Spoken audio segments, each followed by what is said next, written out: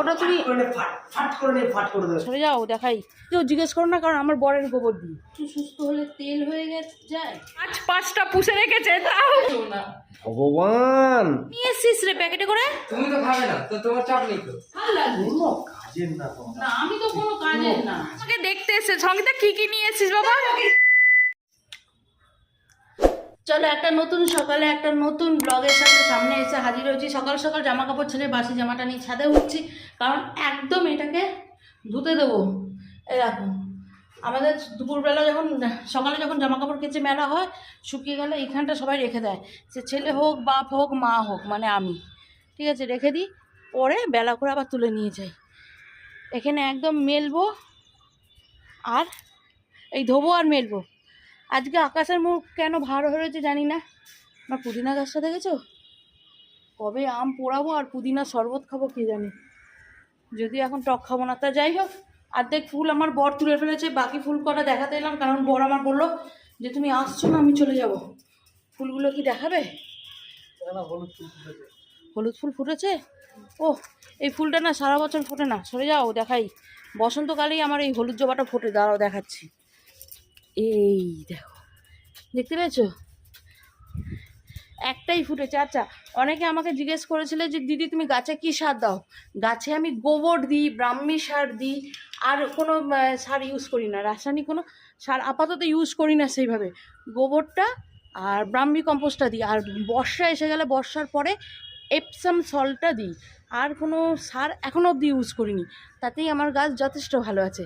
আর গোবরটা কোথায় পাই সেটা কেউ জিজ্ঞেস করো না, কারণ আমার বরের গোবর দিই না। আমাদের এখানে একজন জানাশোনা আছে, তার গরু আছে, তা তাকে বলে দিলে সে পুরনো শুকনো মাটি গোবর রেখে দেয়, সেটা চাইলে দেয়, দিলে দিই। বছরে 2বার কি 3বার দিই, তাই না? বেল ফুল কী করে দেখবে, ছোট্ট ছোট কুটি কুটি। ও সত্যি গো, এই দেখো, সেবার বলছিলাম না অনেক বেল ফুল হয়েছে, দেখো বেল ফুলের গাছ ভরে রয়েছে। এই যে কি গন্ধ, কি বলবো, ভীষণ সুন্দর। কিন্তু একটা জিনিস দেখ, আমার গন্ধরাজটা তো আর ফুল হচ্ছে না। গন্ধরাজটা কেন ফুল হচ্ছে না জানি না। ভর্তি হয়েছে। আচ্ছা, খুব ইচ্ছা আছে জানো তো, এই রবিবার দিনকে গার্লস স্ট্রিটে গিয়ে 2টো বদ্রিকা নিয়ে আসতে, কারণ এই খালি খাঁচাটা না আমার খুব মায়া লাগছে দেখতে, 2টো বদ্রিকা নিয়ে আসতে। কিন্তু যে পরিমাণে আমি এই অনলাইন কাজে ব্যস্ত হয়ে গেছি, যে পরিমাণে আমার শরীরটা ঠিক যাচ্ছে না, এখন আপাতত আমি একদম ফিট আছি, পুরো ফিট আছি, পুরো ফিট, ঠিক আছে, হয়ে গেছি না। সেখানে আবার আর একটা পোষ্যকে নিয়ে এসে তার ঠিক মতো খেয়াল রাখতে পারবো কি পারবো না, সেই চিন্তাতে আর দনমনে করছি। যদি এই রবিবার আমি যেতে পারি গার্লস স্ট্রিটে, তবেই আনা হবে বদ্রিকা, না হলে অন্য কেউ গেলে আনা হবে না। আমার বর ভাববে ও একা একা গিয়ে নিয়ে চলে আসবে, তা না। আচ্ছা, বাদ দাও সেসব। আজকে হচ্ছে বৃহস্পতিবার, আমার ঘরে যদি একটা আম গাছ আর একটা বেল গাছ থাকতো, আমাকে আর ফুল কিনতে হতো না, কারণ আমার কাছে বাড়িতে তুলসী গাছ প্রচুর আছে, ওই যে টবের গড়ায় দেখবে সেখানেই তুলসী গাছ। কিন্তু আম পাতা আর বেল পাতার জন্যই একমাত্র আমাকে ফুলটা আনতে দিতে হয়, বলো। দেখো, এরকম এক থালা হয়েছে, আর এক থালাও হয়ে রয়েছে। কি ফুল নেই এখানে? অপরাজিতা, গাঁদা, জবা, বেল, তারপর হচ্ছে জবা ফুল আছে 1 2 3 4 5 6 রকমের জবা ফুল আছে। কি নেই? চলো চায়ের কাপে এবার দিন শুরু করি। বাহ, গুড মর্নিং। ঘুনু হলো? আজকে একটু বেশি ঘুমালে না? কটা বাজে এখন? এখন বাজে 8টা বাজে 5। কেন আজকে আমার বড় ছোটো ছেলে বেশি ঘুমালো? কারণ কালকে যখন 6টার সময় উঠে গিয়েছিলো, আমি ওকে এক্সারসাইজ করতে আর সাইকেল চালাতে বাইরে তাড়িয়ে দিয়েছিলাম, সেই জন্য আজকে একটু বেশি করে ঘুমিয়ে নিল। হ্যাঁ, যাতে না মা বলতে পারে 8টা বেজে গেছে, বলবো রোদ্দুর উঠেছে আর কি যায়। কিন্তু কপালটা খারাপ, আজকে কোনো রোদ্দুরই নেই, আকাশ পুরো মেঘলা। যা বাবা, শুরু কর বাবা। ছোট, দেখেছো কেমন পুরে ছেলে? বলে না একটু সুস্থ হলে তেল হয়ে যায়, আমার অবস্থা হয়েছে সেই এর যা ওষুধটাই পড়ে যাবে। এরপর যদি বরটা চিল্লায়, বরটা দোষ দেবো যে আমার ওপর চিল্লাচ্ছে কেন। সকালবেলা রোজ খালি পেটে একটা করে গ্যাসের ওষুধ খাওয়ার, সেটাই অর্ধেক দিন ভুলে যায়। এখন ঠেকানি দিয়েছে, মনে পড়েছে, তারপরে এসছি।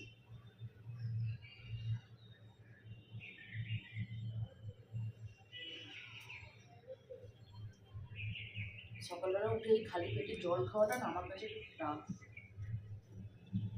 গ্লাস করে খাই। শশাগুলো প্যাকেট থেকে আমি বের করিনি বলে কেউ আর প্যাকেট থেকে বের করেনি। এই প্যাকেট বের করা ঝুড়িতে রাখেনি, প্যাকেট থেকেই নিচ্ছে আর খাচ্ছে, বুঝেছো?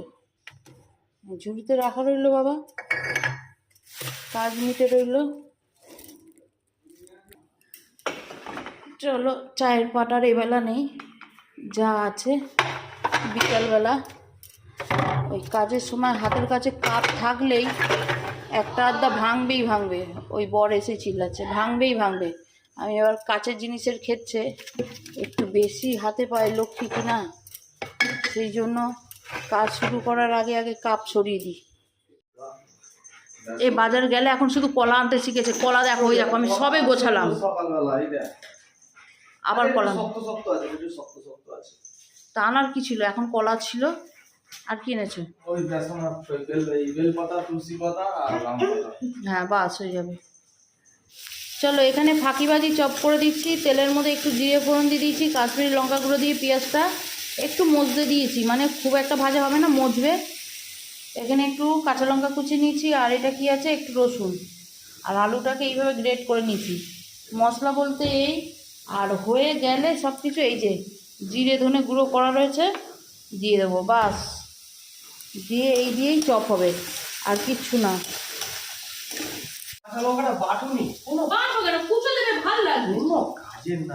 আমি তো কোনো কাজের না। তো তুমি বাইরে বেরোলে কেন কাজটা করতে? একটু ওইদিকে গেট খোলা নাকি? না ঘুরছে তো গাড়ি নেই। এটা কি রসুন তো? হ্যাঁ ওকে দিও, গ্রেট করো, এটা দিয়ে কেটে দাও। দেখছি সব কায়দা করে আমি। তুমি গ্যাসটা একটু বন্ধ রাখো 2 মিনিট। তুমি যখন কায়দা করবে বেকার আমি মাথা ব্যথা নিতে গেলাম কেন? পেঁয়াজ কাটে দিচ্ছি, একটা পেঁয়াজ দিয়েছি। ও পেঁয়াজ দিয়েছি। একটু মাথা গরম করে না, জিরে দিয়ে দিয়েছি। কোথায়? এতে এখানে জিরে ফোড়ন দিয়েছি, আবার এই যে জিরে ধনে গুঁড়ো আছে। মানে কোনো কাজের না, আমরা কোনো কাজের নাকি? ওইদিকে দেখ একটা কাজ তো ইনি করেন, শুধু কাজের মানুষ। ও বাবা,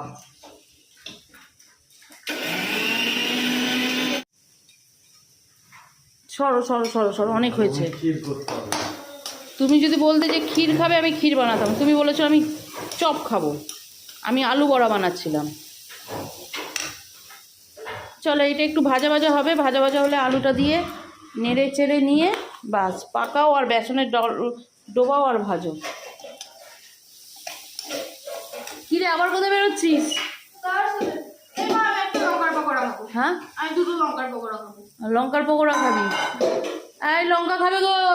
উঠটাকে এরকম পাকা চালি ঠান্ডা করতে দিয়ে গেলাম, আর দেখো যেই দিকে না দেখবো সেই দিকেই সর্বনাশ হয়ে যায়। ওটা কি করছো তুমি? হ্যাঁ তোমাকে তো ইনস্ট্রাকশন না দিলে এক্ষুনি আলুর বড়া খাইয়ে দিতে, ঠিক আছে? হ্যাঁ দেখো কি করছি, চলে এসো, তোমার পুরগুলোকে নিয়ে এসো। পুর ঠান্ডা করতে দিয়েছি, ফেটে যাবে না হলে। ঠিক আছে, এই প্লাস্টিকের দেবো আর কৌটো দিয়ে চেপে দেবো। ওটা তুমি ফাট করে দেবে, তাহলে কি হবে না, তোমার হাতেও লাগবে না, এতেও হবে না। আর এই প্লাস্টিক লাগবে না, লেবড়ে ফেলবে করে দেবো। আমি তো সব কিছুই লেবড়েই ফেলি। আমি না ফেলে দেখবেন আলুর বড়া খাওয়াচ্ছিলে। হ্যাঁ আলুর বড়াই বেটার ছিল, ভালো ছিল। এক গাদা লঙ্কাকে পেস্ট করে দিয়ে নকশা হচ্ছে। তাও ঝাল খাওয়া হবে। খাবে তুমি কাঁচা লঙ্কা চিবিয়ে খাবে, ঝাল কম হবে, কাঁচা লঙ্কা চিবিয়ে খাবে। রাখো, তোমাকে আর কিচ্ছু নকশা করতে হবে না। হ্যাঁ নকশা হচ্ছে। বললাম তো, না করলে যে কি করতে আগে মানে আমি তো কিছুই করি। জিনিসটা যদি আমি ধ্যান না দিই, সেই জিনিসটাকে পুরো একেবারে কি বলবো, এদেরকে আর শিখিয়ে আমার না, তুমি আর শিখিও না, আর আমিও আর শিখতে চাই না। দিশি জোগাড় দেখেছো? এটা হচ্ছে দিশি জোগাড় বলে একে। দিশি জোগাড় করে এমন প্ল্যানিং করে দেবো না, ঠিক আছে, কাজ করে শান্তি পাবে। হ্যাঁ, আর জিনিসটাও বিউটিফুল হবে, ঠিক আছে? পারফেক্ট বিউটিফুল করতে গেলে সব সময় আমার হেল্প তোমার লাগবেই। বললাম তো, তুমি না করলেও আমি পারতাম। এই জিনিসটাই করতে হয় যে সেটা আমিও জানি। নিজে শোনা নে চপ ভাজছে, গ্যাস জ্বালেনি। নে কি করব? কি ভগবান, এদেরকে কোথায় রাখবো? আমি তো তেলটা অনেকক্ষণ দিয়ে রেখেছি, তেলটা কেন গরম? এত মাথা খাচ্ছ আমার, কি করবো? তুমি প্লিজ আমার মাথা খেও না। ভগবান, এদেরকে কোথায় রাখবো? কি করবো, এত মাথা খায় কেউ? হ্যাঁ, বেসনটা কেমন ফেটেছি বলো? হ্যাঁ পুরো একদম না, পুরো যেন হচ্ছে মাখন মাখন।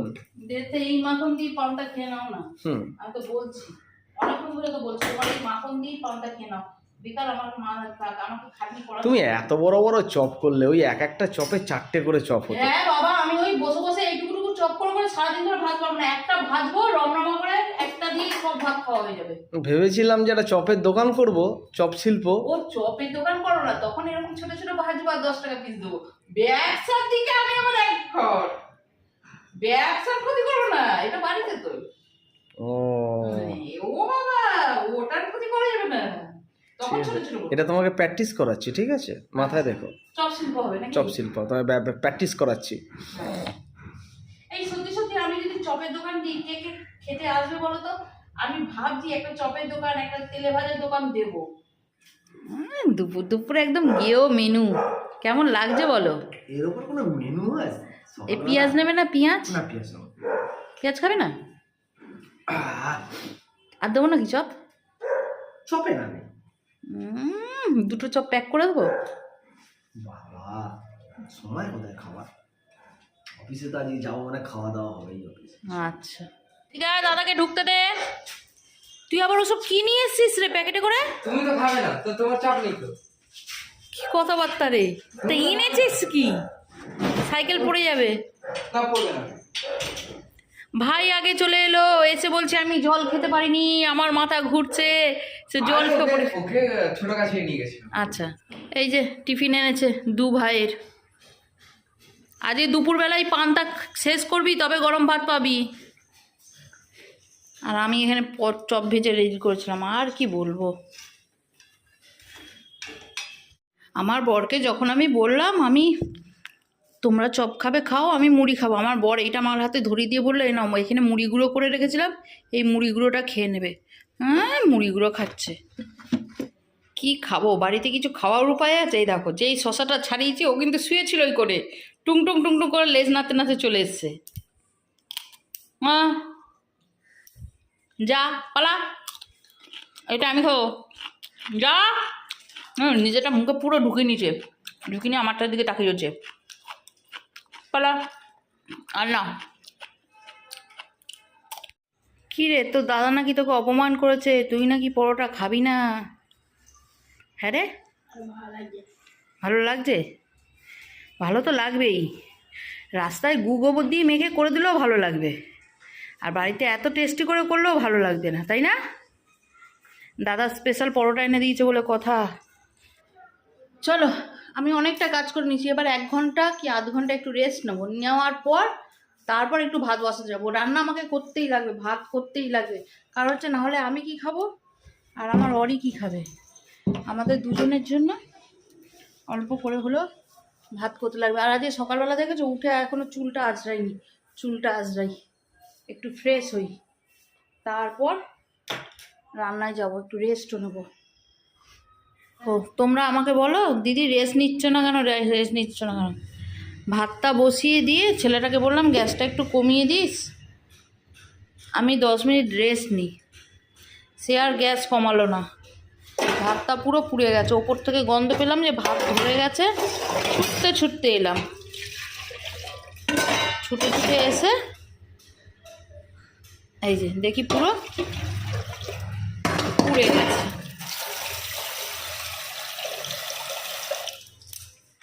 এখানে চলছে আমার ছেলের সেভিংস, ঠিক আছে?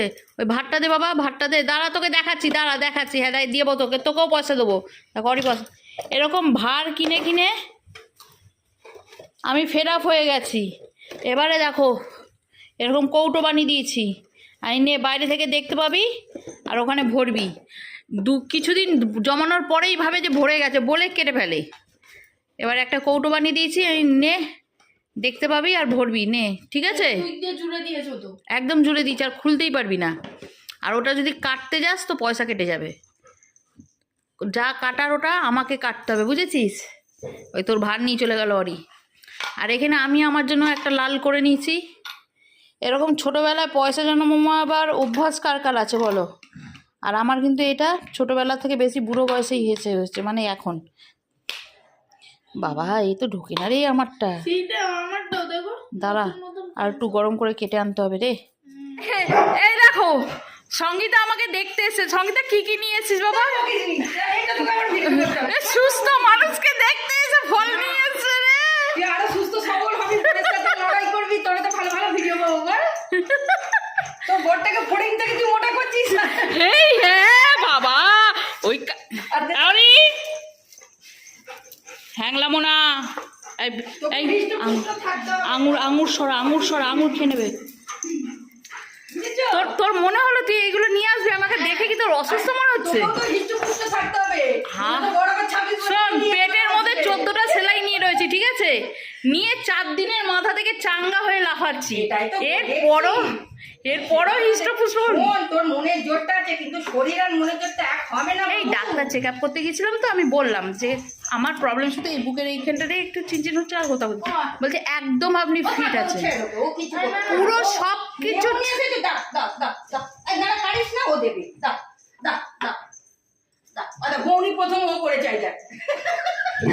হ্যাঁ তবে শুধু একদম মা খাবে নাকি, আমরাও খেয়ে জড়বো। সে ডাক্তার বলছে আপনি পুরো সুস্থ আছেন। আর তার থেকে বরং এই যারা শরীর আড়ষ্ট করে রাখে না, তাদের ওই সেলাইয়ের জায়গা থেকে মুভমেন্ট হয় না চামড়া। শরীর যত আড়ষ্ট করে থাকে, সেটাই তো, যত মুভমেন্ট করবেন ততই না চামড়া ফ্লেক্সিবল হবে, ততই না মুভমেন্ট হবে। ভালো একটু রেস্ট নে, এই রেস্টটা পাবি না জানিস তো। না। ঠাকুর আরামটা, ঠাকুর আগরটা এরপরে কিন্তু কেউ করবে না। তুই যখন সুস্থ থাকবে এই ঠাকুর আরামটা না তোমার করতে হবে না, তুমি বসো, তুমি রেস্ট নাও, তুমি কি খাবে বলো, এটা কেউ করবে না। করবে না। এই সময়টা এটাকে উপভোগ করতে হয়, এটাকে এনজয় করতে হয়। করতে পারছি না আমি। এই দেখ আমি না ঘর দোর নোংরা দেখা একদম সহ্য করতে পারি না, দেখা যায় না। সহ্য যারা টিপটপ থাকে ওটা দেখে সহ্য করতে পারে না। এই আমার রেস্ট বলতে এখন থেকে যে এই যে আমি বিছনায় উঠি, আমাকে সত্যি কথা বলতে আর নাবতে দেয় না। রাত্রে রুটিটাও ও করে। হ্যাঁ তরকারি যদি আমি সকালে করি, আমাদের তো সব কিনে আনে। 2 টাকা পিস রুটি আমার বাড়ির সামনেই বিক্রি। আমাদের এখানে 6 টাকা পিস রুটি। ভাই 2 টাকা পিস এই সামনেই জিজ্ঞেস করে যাবি বাস স্ট্যান্ডের সামনে 6 টাকা পিস রুটি। অনেকে আমাকে বলে দিদি তোমার বাড়ি কোথায়, তোমার বাড়িতে যাব। আমার বাড়িতে এলে কিন্তু ঠিক এরকম একটা আপ্যায়ন পাবে। সে আসতে পারো, আসবে। ও নিজের ঘরে 5টা পুষে রেখেছে, তাও বলছে এই কামড়াবে না তো। দুপুরবেলা হট করেই সঙ্গীতা চলে এসেছিলো আমাকে দেখতে, যার জন্য কি হয়েছে বেশ কিছুটা সময় না একটু আনন্দ, একটু ফ্রিলি একটু গল্প করে কাটিয়ে দিয়েছি। সঙ্গীতার বাড়িতে নিজের 5টা কুকুর আছে, কিন্তু ওর সমস্যা হয়েছে আমার অরিওকে ওকে বাগিয়ে আনতে খুব সমস্যা হয়েছে। অরিওকে এত শুকছে আর এত কে করছে যে ওকে বাগিয়ে আনতে আমাদের প্রায় আধ ঘন্টার ওপরে কাজে সময় কেটে গেছে। আর ওই ভয়ের চক্করে আমি একটা বালিশ পেটের সামনে ধরে দূরে করে দাঁড়িয়ে রয়েছি, কখন আবার আমার ওপর ভালোবাসা জাগে আর আমার দিকে ছুটে তেড়ে লাফিয়ে আসে। তা যাই হোক, এর মাঝখানে এত গল্প এত হাসি মজা করেছি না, তার মাঝখানে যে ভিডিও শ্যুট করব সেটাই ভুলে গিয়েছিলাম। সেই জন্য আজকের ভিডিওটা আর লগ না করে এই অবধিই রাখছি। দেখা হচ্ছে তোমাদের সাথে অন্য একটা ভিডিওতে। ততক্ষণ ভালো থেকো, সুস্থ থেকো, আর অবশ্যই এইভাবেই পাশে থেকো।